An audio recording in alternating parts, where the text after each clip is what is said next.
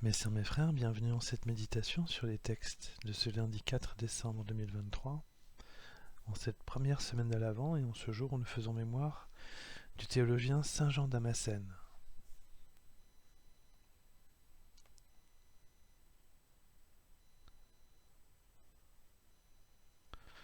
Montons vers Jésus-Christ.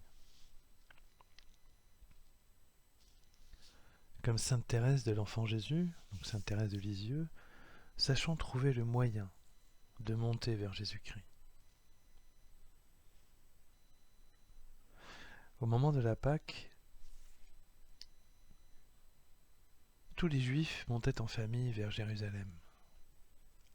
De longues caravanes traversaient alors le pays pour arriver devant les murs de la ville. La dernière portion de chemin était la plus difficile et tout en montée, car Jérusalem est une ville escarpée au milieu de la chaîne de montagnes qui traverse une partie du pays du nord au sud. Pour se donner du courage, les voyageurs chantaient les psaumes des montées. On les appelait aussi cantiques des degrés, qui étaient les psaumes 119 à 134 dans le canon grec ou 120 à 135 dans le canon hébraïque, dont est tiré le psaume 121 de ce jour, lorsqu'il est dit « Jérusalem, te voici dans tes murs, ville où tout ensemble ne fait qu'un. C'est là que montent les tribus du Seigneur. » C'est la satisfaction d'arriver enfin, et aussi de sentir l'unité du peuple et des croyants.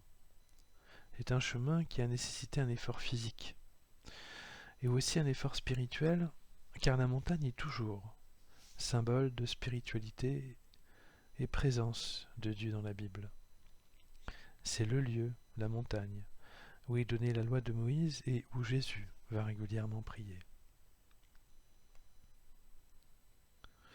À notre tour, si nous voulons monter vers Jésus-Christ, Fils du Dieu vivant et visage visible du Dieu invisible, il nous faut nous préparer. Il faut d'abord y aller avec joie, car Jésus-Christ est l'expression de la joie du Père qui est si heureux de nous revoir, comme l'évoque le psalmiste lorsqu'il s'écrie « Quelle joie quand on m'a dit « Nous irons à la maison du Seigneur ». Maintenant notre marche prend fin devant tes portes, Jérusalem. » Et il s'agit aussi d'aller le trouver avec l'humilité du centurion dans l'évangile du jour, qui vient appeler Jésus au secours pour soigner son serviteur très malade. Il prononce la phrase reprise dans la liturgie eucharistique avant la communion en disant « Seigneur, je ne suis pas digne que tu entres sous mon toit, mais dis seulement une parole, et mon serviteur sera guéri. » Ce faisant, il montre non seulement qu'il a conscience de son indignité, mais il montre aussi son obéissance, car il reconnaît en Jésus une autorité à laquelle lui, païen et centurion, il accepte de se soumettre en toute confiance, comme lui-même sait très bien que les ordres militaires qu'il donne habituellement sont exécutés immédiatement. Il comprend aussi que Jésus agit sous l'autorité du Père, comme lui-même, en tant que centurion, agit sous l'autorité du général de Légion. C'est donc avec humilité et confiance que le centurion vient trouver Jésus à Capharnaüm, qui est admiratif de son attitude.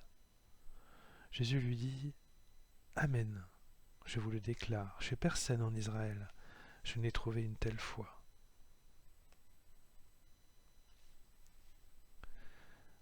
À nous de nous mettre dans la disposition spirituelle du centurion des évangiles, de reconnaître Jésus comme Seigneur, et de le faire en toute confiance et avec joie de le retrouver. Il s'agit d'aiguiser notre foi dans cette montée vers lui et ce chemin d'attente que représente cette période de l'Avent. Alors nous goûterons à la vraie paix que seul notre Seigneur peut donner, comme le dit le psalmiste devant les murs de Jérusalem qu'il voit au loin et qui s'écrie « Appelez le bonheur sur Jérusalem, paix à ceux qui t'aiment, que la paix règne dans tes murs le bonheur dans tes palais. La joie, la foi et la paix sont les fruits de la confiance que nous donne Jésus-Christ toutes les fois que nous montons vers lui. Car il répond toujours à nos demandes et aux premiers pas que nous faisons vers lui. Alors, mes sœurs, mes frères, en cette période de l'Avent et d'attente, tournons-nous vers lui, faisons l'ascension vers notre Seigneur Jésus-Christ, tout comme lui a fait son ascension vers le Père.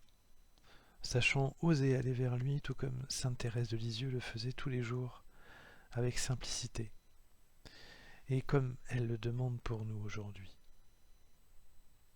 Soyons sensibles à sa voix, et qu'elle nous conduise à lui, comme Marie a toujours su aller vers son Fils bien-aimé.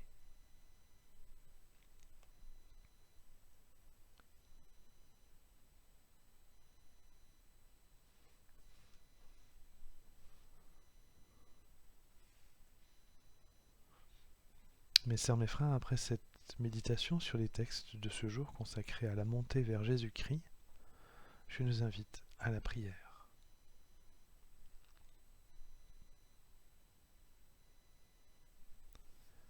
Ô Seigneur Jésus-Christ, que notre ascension vers toi se fasse dans la paix et la joie de te connaître. Donne-nous la foi qui mène jusqu'à toi, et entrons dans la maison du Père qu'il t'a confiée. Garde-nous avec toi. Éduque-nous pour nous sanctifier et entrer dans la sainteté que le Père veut nous donner. Amen.